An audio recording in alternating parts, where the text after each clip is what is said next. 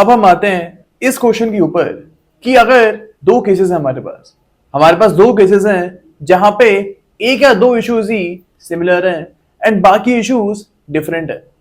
तो इन type of cases पे race सब जुडिस जो है सेक्शन नंबर 10 के अंदर रेस सब जुडिस जो है वो लगेगा या फिर नहीं लगेगा। अब इस पॉइंट के ऊपर we have a case of आस्पी जल।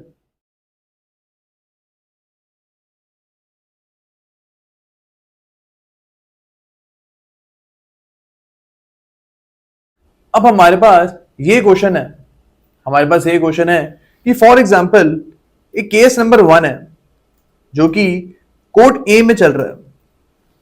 अब इस केस में हमारे सामने 5 इश्यूज आए हैं, issue 1, issue 2, issue 3, issue 4 and issue 5।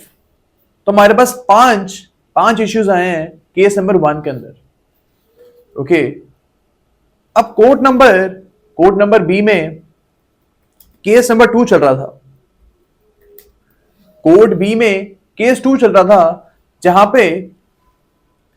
पे हमारे पास इशू 1 है, इशू 7 है, इशू 8 है एंड इशू 9 है। अब दोनों केसेस में जो पार्टीज थी वो सिमिलर थी, सेम पार्टीज थी एंड जो सब्जेक्ट मैटर था सूट का, यानी जिस चीज के ऊपर सूट लड़ा जा रहा है वो भी सेम था। ओके, अब इस केस में आप देख रहे हो दैट इशू नंबर 1 दोनों केसेस में कॉमन है। इशू नंबर 1 केस 1 में भी था हमारे पास एंड केस 2 में भी इशू नंबर 1 आ रहा है। इसके अलावा सारे इश्यूज डिफरेंट है। ओके, अब इस केस में रेस सब जुडिस लगेगा या फिर नहीं लगेगा। अब जो हमारा आस्पी जल का केस था उसमें बोला था if we have 1 or 2 issues as material issues, अगर हमारे पास एक या दो इश्यूज मटेरियल इश्यूज हैं and the other issues are different, तो इन दिस केस रेस सब जुडिस विल नॉट अप्लाई। यहां पे रेस सब जुडिस अप्लाई नहीं करेगा।